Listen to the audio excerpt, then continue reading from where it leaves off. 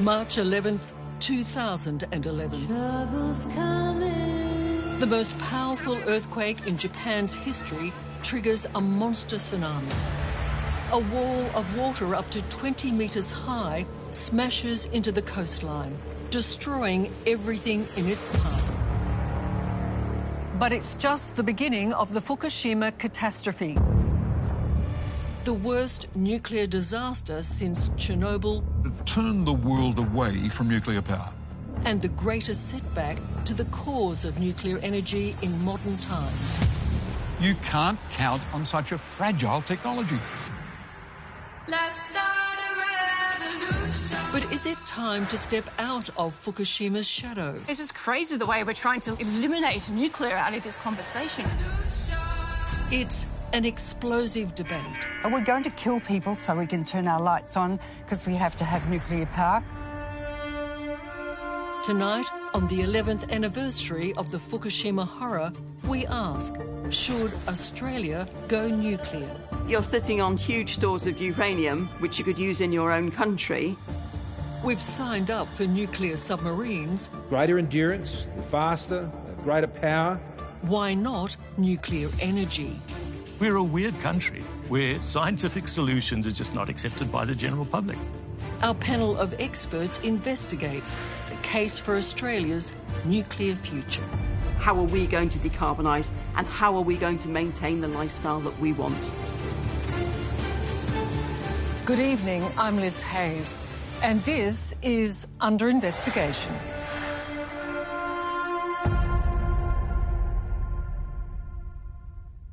Joining me, 5 powerful voices in the nuclear debate. Dr. Helen Caldicott, a physician who was nominated for the Nobel Peace Prize for her anti-nuclear advocacy. Dr. Adi Patterson, former CEO of the Australian Nuclear Science and Technology Organisation. Dr. Joanne Lackenby, President of the Australian Nuclear Association.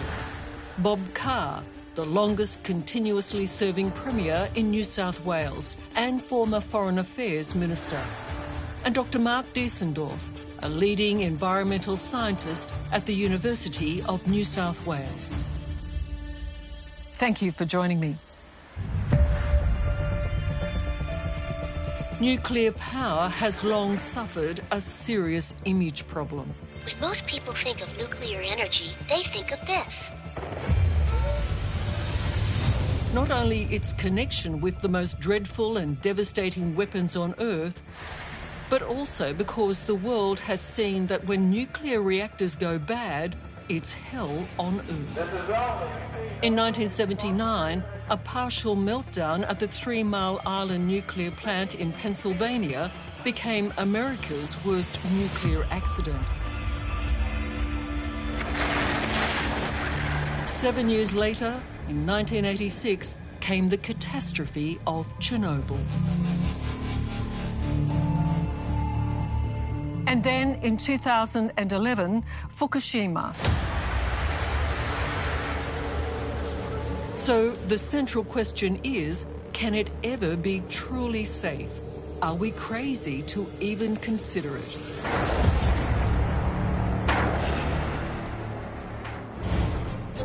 For our experts, that question is also the battle line. Nuclear power plants are cancer factories, and yet they have the gall to say nuclear power's clean. Nuclear power is way, way, way safer than fossil fuels. I can look you all in the eye and say, no, they are not safe. Reactors in this era cannot suffer the types of disasters of Chernobyl or Fukushima. The most dangerous thing I do every day working at Australia's only reactor is drive to work. If it goes wrong, the consequences are horrific.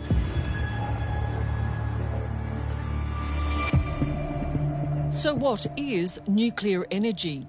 Well, basically, it's just another way of heating water and producing steam, driving turbines to create electricity. Just like coal-fired power plants, but using radioactive uranium as the fuel source. Nuclear advocates say we could swap all our coal-fired power stations for nuclear energy plants. The trouble is, nuclear energy is currently banned in Australia. We need to look at the kind of country we want to have in Australia. How do we want to be living? How are we going to get energy? We need a big vision. But nuclear opponents reply with one word: Fukushima, a disaster that no one wants to see repeated. Nuclear power is a special case because over 100,000 people had to be evacuated at Fukushima. The economic damage has been enormous. Some estimates put it at $500 billion equivalent. In 2010, just before Fukushima, I was someone who'd been led to believe we're on the edge of a nuclear renaissance. I had been assured by the industry that the issue of reactor safety was absolutely settled for all time.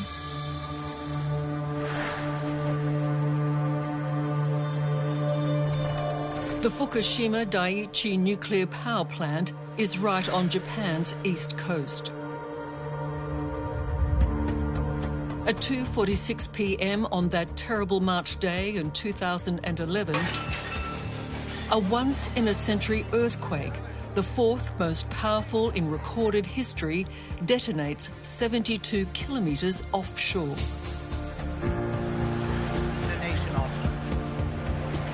A massive tsunami hurtles towards the Japanese mainland. The Fukushima plant and its 6 nuclear reactors are only 10 metres above sea level. This is one of the worst case scenario events we could imagine. It's one of the worst natural disasters we've seen. Coastal marine expert Dr. Hannah Power says even in Japan, one of the most earthquake and tsunami-prone places on the planet, there was no way of predicting an earthquake of this magnitude. Prior to the Fukushima earthquake, there was some uncertainty about what the largest possible earthquakes we would see on fault zones were. The larger the earthquake, the rarer they are. So it's one of those things where you might not worry about an asteroid impact on Earth because it's so rare. It kind of starts to fall into the same kind of category. So are reactors capable of surviving earthquakes? Absolutely. So in Fukushima, what would have happened is the whole thing starts shaking, the seismic sensors pick up an earthquake and automatically shut down that reactor. To withstand an earthquake and prevent a nuclear meltdown, reactors have a design mechanism that shuts the plant down. It's a safeguard called scramming, and it worked. What we're trying to avoid is a meltdown, isn't it? We're absolutely trying to shut down the nuclear reactor. But it still needs to be cooled after shutdown. Absolutely. And hence why Fukushima was on the sea coast. Yeah, because they were using the seawater for cooling. The earthquake had knocked out the power grid. Emergency diesel generators kicked in, keeping the seawater pumps going that were cooling the superheated radioactive core. The tsunami has engulfed several cities. But those emergency generators stopped when the tsunami hit. An unstoppable and overwhelming force.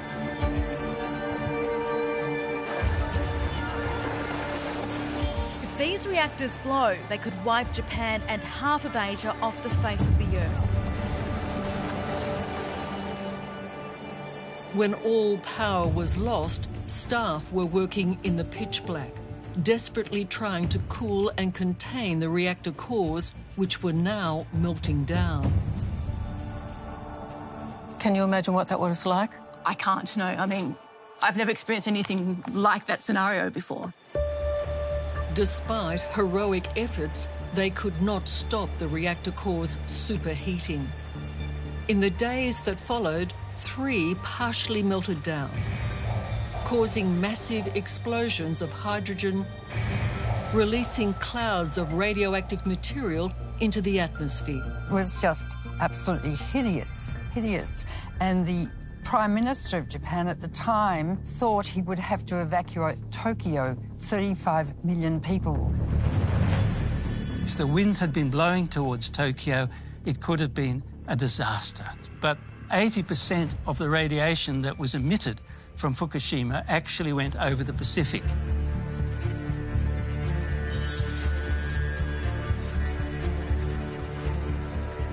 Nearly 20,000 people died in the devastation, more than 6,000 injured. Thousands of families fled their homes.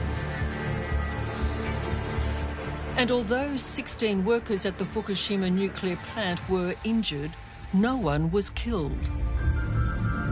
Millions of litres of seawater were let into the reactor cores to cool them, and some of that water leaked back out into the ocean.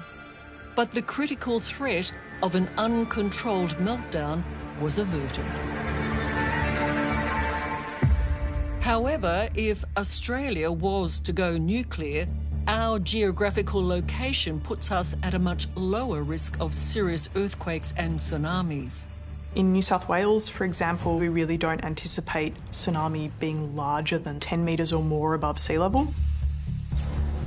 If Fukushima wasn't enough to scare us, anti-nuclear activist Dr. Helen Caldicott says what happened at Chernobyl should warn us off nuclear energy forever. The explosive Chernobyl reactor meltdown in Ukraine in 1986 is considered the world's worst nuclear accident. It released 10 times more radiation than Fukushima. Up to 1 million people in Europe have died already from all sorts of cancers, genetic diseases and the like. 40% of the European continent is now radioactive from the fallout from Chernobyl. And it's Chernobyl that taints the entire nuclear debate. Coming up, there is an awful lot of misinformation around the deaths that can be related to the radiation. Have we been sold a lie? Your data has been questioned. My data? About how dangerous radiation really is. This is a consensus body of all the countries in the world. Well, they're wrong. That's next on Under Investigation.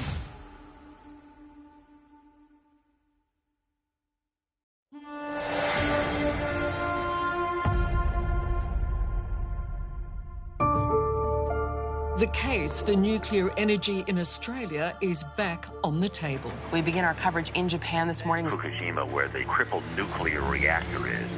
A hard sell in the shadow of the Fukushima nuclear disaster 11 years ago, after one of the biggest earthquakes and tsunamis ever recorded. Both reactors are overheating. Teetering on the brink of a massive meltdown. But for many, the distaste for nuclear energy started with Chernobyl. There has been a nuclear accident in the Soviet Union. April 26, 1986, in the Soviet Ukraine. Nuclear radiation had already reached beyond the Soviet borders. The number 4 reactor of the Chernobyl nuclear power plant melts down. 5% of the highly radioactive core is blown into the atmosphere, spreading over tens of thousands of square kilometres. This scene of man-made hell is seared into history.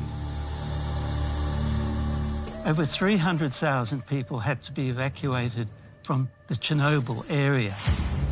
Much has changed, though, in the nuclear industry since that accident 36 years ago.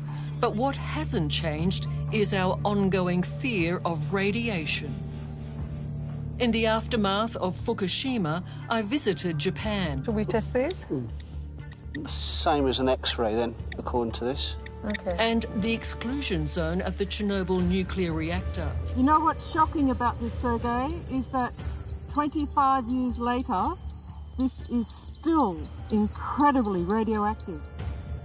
In these heavily affected locations, it was easy to understand why radiation is so threatening.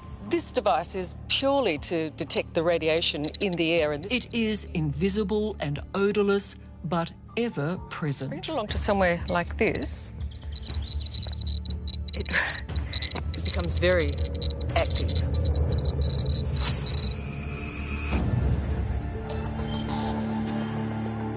The real health risks posed by radiation are of grave concern.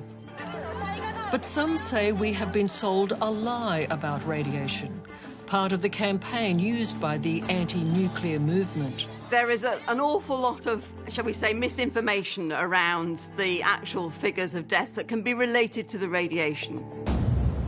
World-renowned molecular pathologist Professor Geraldine Thomas has studied the human impact of radiation from both the Fukushima and Chernobyl disasters. She says the death toll as a result of Chernobyl has been grossly exaggerated. There were about 6 million people who were living in the more contaminated areas, and those people over a 25-year period were exposed to the equivalent of one CT scan. Or with Fukushima, the dose is even lower, so you can't just pluck death statistics out of the air and say, well, because Chernobyl happened, everybody who's died since then from exposure to radiation. That's just ridiculous. The officially accepted number of deaths from Chernobyl, assessed by a United Nations scientific committee, is 4,000. But Dr. Helen Caldicott says the real death toll is 985,000, although that's a figure sourced from research that critics claim has never been peer-reviewed. Your data has been questioned about... My data? Well, the data that you use... From published medical data? The data which has not been peer-reviewed in Western... I can cover that for you. Yes. It was published by the New York Academy of Sciences, looking at... Dr. Caldicott claims this paper was brought into disrepute by pro-nuclear scientists. Some people in the New York Academy of Sciences are pro-nuclear, and they brought up that issue that it hasn't been peer-reviewed. This is the only study, and the estimate is over up to 1 million people in Europe have died already from all sorts of cancers, genetic diseases and the like. 40% of the European continent is now radioactive from the fallout from Chernobyl. See, all of that's been questioned. I think they can't question well, they are. It's really important to understand that the global place where this is discussed is the United Nations Scientific Committee on the Effects of Atomic Radiation. And what do they say? They have come to the conclusion lives have been seriously disrupted by the Chernobyl accident. But from a radiological point of view, generally positive prospects for the future health of most individuals should prevail. This is a consensus body of all the countries in the world. Well, they're wrong. What I'm wanting to know is why is this massive difference in figures and understanding of the impact on people's health? Look, there could be 1 million cancers induced by Chernobyl, but that would be dwarfed by the number of cancers that occur naturally over the whole period. There isn't a test of sufficient statistical power to do it. So why are we frightening people? But I can tell you there have been huge numbers of studies from the best minds in the world that have looked at this, and we just can't find the death toll that they're talking about. At Fukushima, nearly 20,000 people were killed during the earthquake and tsunami, but there were no official reports of deaths due to radiation. Yet, the fallout from Fukushima was disastrous for the nuclear energy industry. Former New South Wales Premier and Australian Foreign Affairs Minister Bob Carr was a nuclear advocate at the time of Fukushima. Bob Carr, what did you think when you watched Fukushima? My initial response was an accident. It seems to have been contained. It's being rescued from being catastrophic, the evacuation of 35 million people from Tokyo. And I remember saying to someone, I think this would set the industry back by a couple of years. So I was still a believer that nuclear could deliver for us. What I now see is that it turned the world away from nuclear power. Coming up, from nuclear disaster... The Japanese Prime Minister has said that they must reopen the reactors. ...to nuclear comeback. We hear a lot about new generations of nuclear power stations.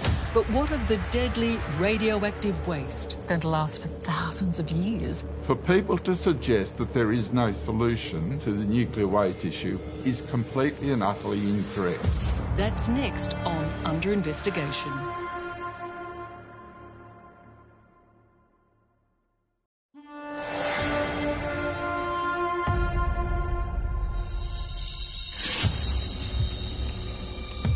after a devastating earthquake and tsunami sparked a nuclear meltdown at the Fukushima power plant in Japan, the world simply switched off nuclear energy. But tonight we're investigating whether it's time to flick that switch on in Australia. In 2010, just before Fukushima, I was someone who'd been led to believe we're on the edge of a nuclear renaissance. Former New South Wales Premier Bob Carr was pro-nuclear before the Fukushima disaster, but he's now changed his tune. If you're running an energy policy to keep a nation going, you can't take the risk that this flawed, lumbering, technically vulnerable technology is all of a sudden going to run into a reactor accident that takes out that amount of your capacity. After Fukushima, Japan's immediate response was to shut down nearly all of its 54 reactors. In Japan, no Prime Minister goes on TV and says, look, this is all manageable. It's not as serious as you think. The fact is, Japan had 54 and they scaled it back to 9. I think you're wrong about the technology, and you're also wrong about the Prime Minister, because the Japanese Prime Minister has said that they must reopen the reactors and that they must build new ones. 経済性、そしてまた気候変動の問題に配慮しつつ、エネルギー供給の安定性を確保するためには And supporters in Australia say it's time for us to put nuclear power into our future energy mix. I'm a younger person and I'm worried about climate change. That's why I'm here. We need to be looking at the kind of a country we want to have in Australia. How do we want to be leading? How are we going to get energy? We need a big vision. The nuclear industry has been developing a new generation of power plants. It says they could replace coal-fired plants on the same sites and connect to Australia's electricity grid, providing clean and efficient power, which it argues would also be cheaper for consumers. The small nuclear power plants, what they will do is they will enable us to take the maximum benefit of our existing grid without spending more money on it. According to nuclear scientist and civil engineer Rob Parker, these new generation reactors would be smaller and much safer and would also ensure workers keep their jobs. Workers can be retrained to operate in these plants. I can tell you now, some of the smartest people I have met in our workforce are the workers in our existing coal plants. People who want reliable, predictable power for their populations will build nuclear power. And frankly, compared to renewables, they provide jobs, meaningful jobs to actual Aussies who will work in these plants. We hear a lot about new generations of nuclear power stations that will be inherently much safer, but they don't exist. They don't exist commercially. Paper reactors, ink-powered paper reactors. We may never see commercially fourth-generation reactors. I'm hoping as a younger person that I will, just for the record. The fact that these new reactors run for 100 years means it's actually quite a short time. They haven't been built yet. There's not one. There's not one. For Bob Carr, it's not just a question of technology or safety, but also the lack of political will. And he's prepared to help change that. Here's the challenge. Here's an invitation. To any proponent of a fourth-generation reactor, come to me as a former Premier, former Foreign Minister, make a presentation. I will help you shape it to put to every Premier of an Australian state and whether they can offer a location. Let's not have theoretical debates. I agree with you. The future is too important for us not to embrace the discussion about nuclear, to change the laws and to let the economics be tested in the real market. If the fear of radiation from nuclear accidents is one factor in this debate, so too is the issue of safely disposing of radioactive waste from nuclear reactors, including highly reactive spent fuel rods and isotopes produced by the reaction in the core. The nuclear industry says that virtually all the dangerous radiation is contained in only 3% of the waste, which can be stored in secure containers deep underground, the way other hazardous waste is currently disposed of. Can I say, for the layman, the idea is that we've got waste that's going to last for thousands of years. Joe Lackenby, you work in the industry. Are you comfortable as a young person that waste is not going to be a serious issue if we have nuclear power? I am comfortable.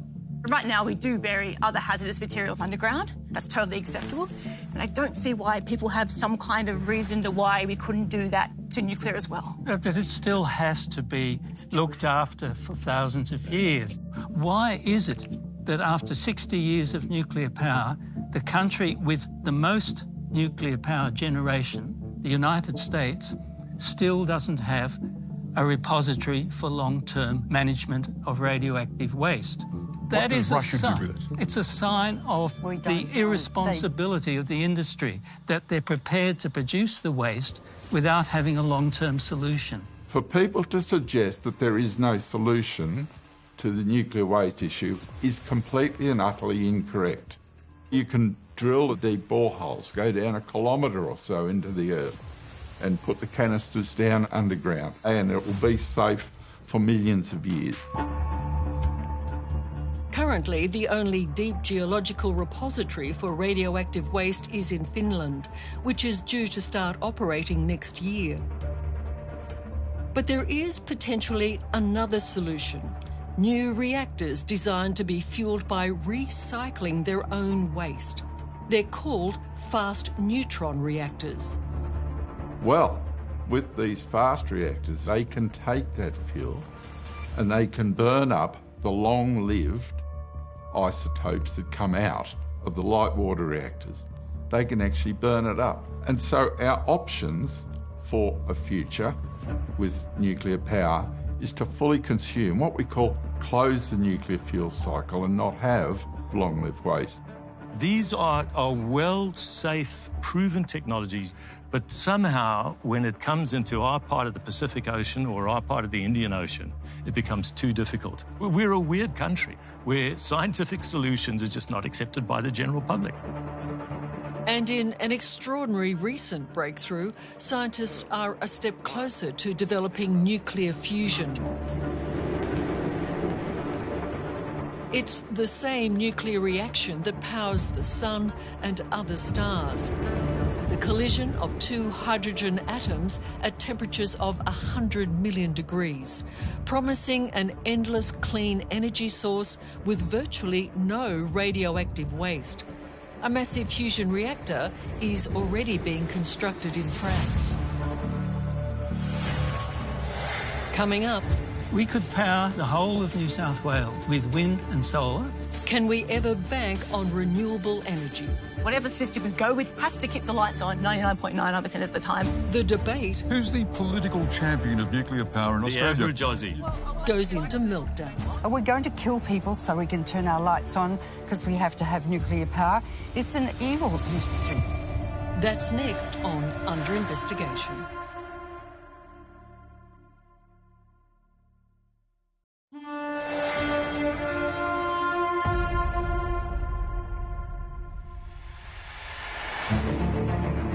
The Fukushima nuclear disaster caused Japan to virtually shut down its nuclear energy program. The country had high hopes of meeting its electricity needs with renewable energy, but so far it's provided only a fraction of what's required, and Japan is heavily reliant on oil and coal-fired power plants. It's much the same here in Australia. And it's what's driving our debate and investigation tonight. Some experts argue that renewable energies like wind and solar will never fully power the planet. They say most countries who've tried are failing. What we're seeing is countries like Germany, a lot of wind, still using a lot of coal, and their carbon emissions are 6 to 8 times higher than the carbon emissions from France, who are running off 70% nuclear. I mean, it just doesn't make sense to me. For Dr. Joanne Lackenby, Cutting nuclear out of the future energy debate is irresponsible and irrational. It's just crazy to me the way we're trying to eliminate nuclear out of this conversation when the reality is that nowhere around the world right now has anyone come close to running their electrical grid, let alone their entire energy systems, off just wind and solar. It's true we don't have any country or state operating currently on 100% wind and solar, but we have a situation in Scotland where Scotland is supplying 97% of its electricity consumption from the wind. South Australia is generating 60% of its electricity average over the year from wind and solar alone. You said it was averaged over the year. What Australians want and I think and expect in a modern society is reliability 99.99% of the time. It is reliable. So if you were to disconnect South Australia from Victoria, for instance, South Australia is not going to be surviving anywhere near 100% of the time on renewable technologies. You can average things over a year, but what you want to avoid in Australia is any blackouts. We need high reliability. So whatever system we go with in the end has to keep the lights on 99.99% of the time because we, as Australians, expect it. Can I ask Helen, you've heard Joe, do you not hear the passion and the desire to see the future that young people are seeing? If I was a young person now, I'd be extremely depressed. That global warming is occurring apace. I really couldn't see any future because no one's really doing anything about it. We are the biggest exporters of coal in the world. Our politicians are scientifically and medically illiterate. And I have to say, I'm sorry, but I get very upset listening to you people about efficiency and electricity. Are we going to kill people so we can turn our lights on because we have to have nuclear power? It's an evil industry. We need to be looking at any technology that we possibly can that can get us to some kind of net zero future. There is an argument by nuclear supporters that renewable energy sources are not only unreliable, but they have a huge environmental impact. Thousands of hectares covered by solar panels and wind farms.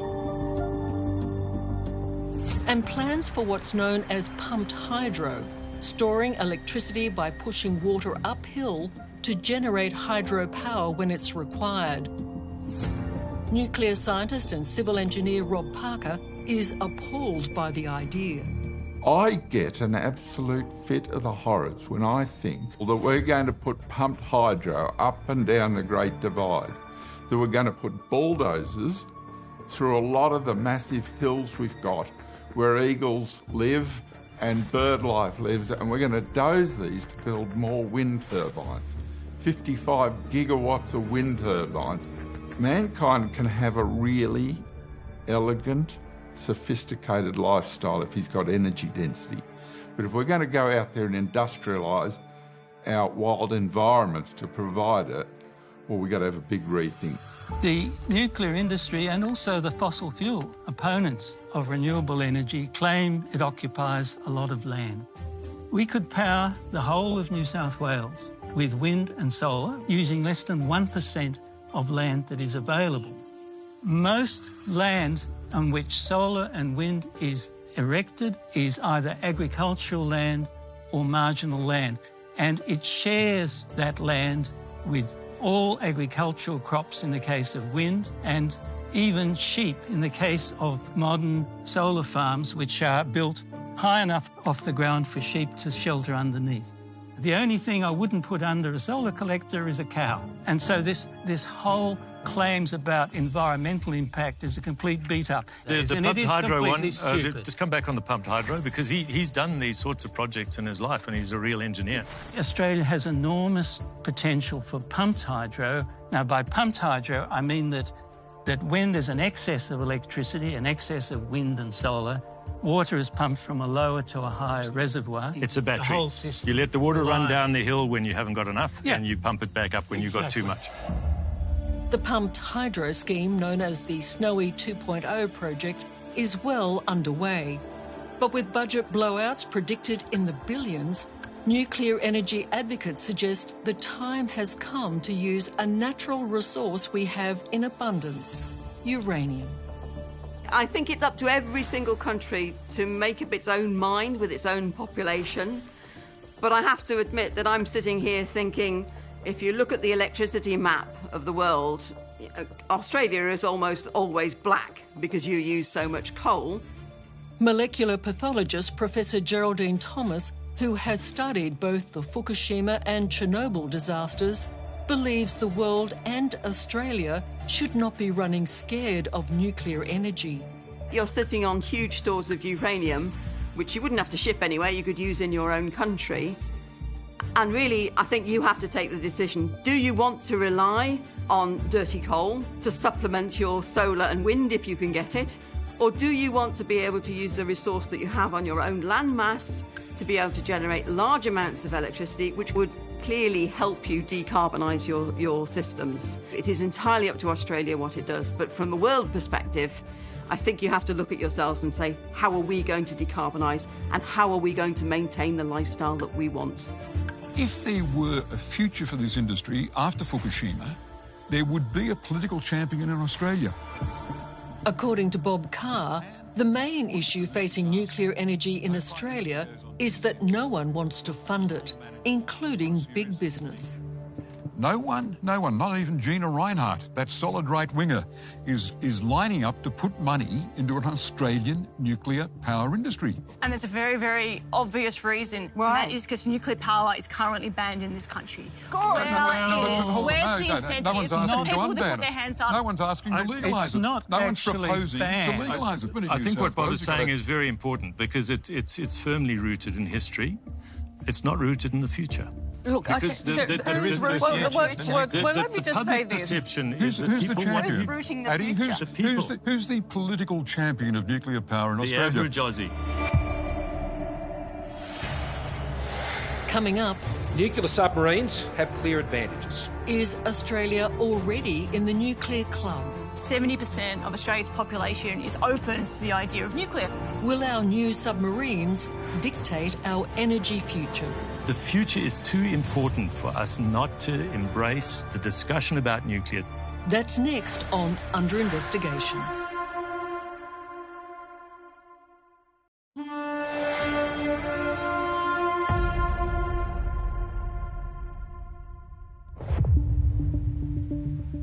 Australia hasn't seriously considered nuclear energy for decades, not helped by the nuclear accidents at Chernobyl and Fukushima. But is Australia already in the nuclear energy club? Our new defence treaty with the US guarantees a fleet of nuclear submarines. Nuclear submarines have clear advantages.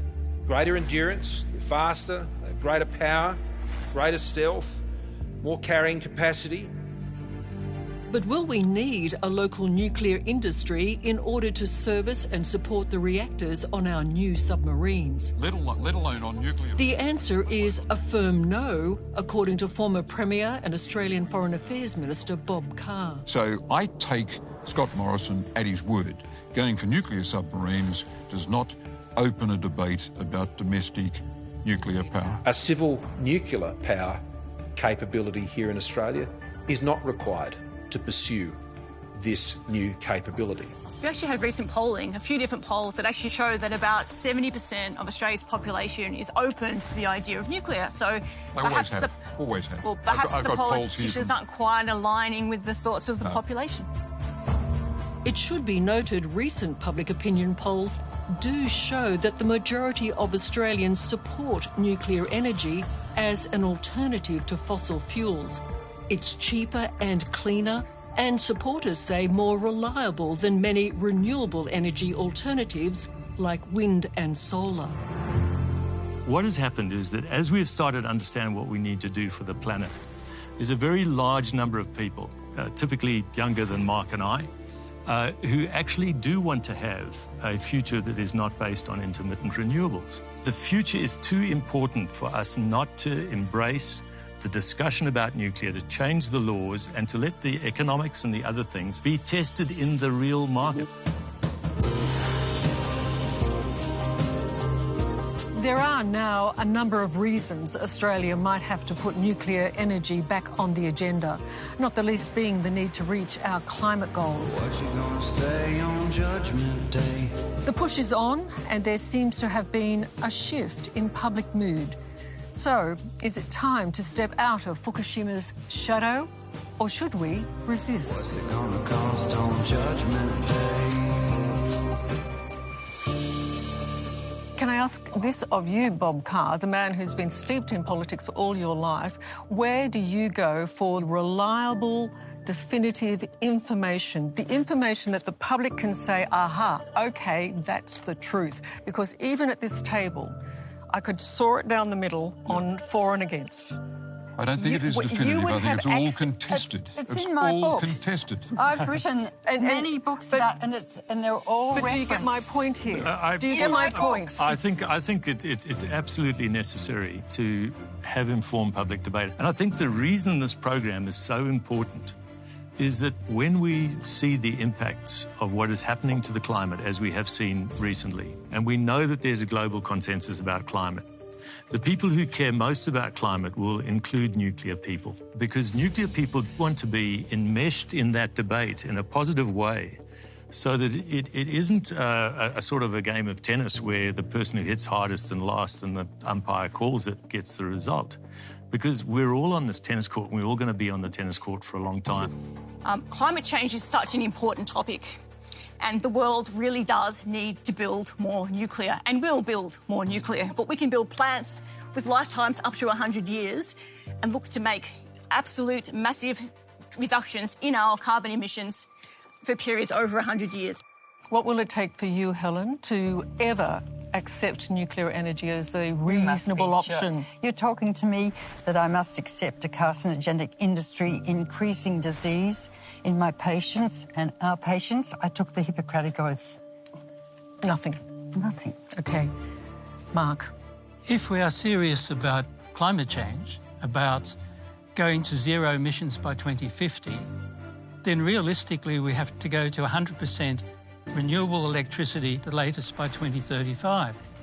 There is no way we will get a nuclear power station in Australia in the next 15 years. Really, nuclear is out of the debate. It cannot do a response in Australia in time, even if we believed it was useful and affordable. Bob Carr, is it time for us to step out of the shadows of Fukushima? Is it time to put it legitimately on the agenda? We should always keep an open mind, and here's a challenge for advocates of nuclear power to give me a proposal and have it tested by the market. Will there be Australian investors? And will it have an Australian community put up its hand and say, yes, on a site of a former coal-fired power station, perhaps, we will take a nuclear reactor? I think that is a brilliant experiment, and I think we should run it. Well, I want to thank you all very much for a robust conversation and all your opinions and considerations. It's deeply important. And I thank you for joining me. I'm Liz Hayes. Good night. Next week, Vladimir Putin! The most dangerous man in Europe since Adolf Hitler. Time has come to change this. The wolf has tasted blood, and it's not going to stop. We go inside the mind of Vladimir Putin. The deeply corrupt political leader. The liar. The eliminator. He suffered so badly. It was constant pain. Will he ignite a world war? When you have a murderous dictator who gets away with it, he'll continue to do it until he's stopped. It's conspiracy. I think he's a patriotic and responsible leader of his country. We talk to the Russian resistance. When you're unable to breathe, when you feel the life slowly getting out of your body, when you lose your friends and colleagues. And live from the front line. We will protect our soil. The tyrant. We're all at risk of Vladimir Putin. That's next week on a very special edition of Under Investigation.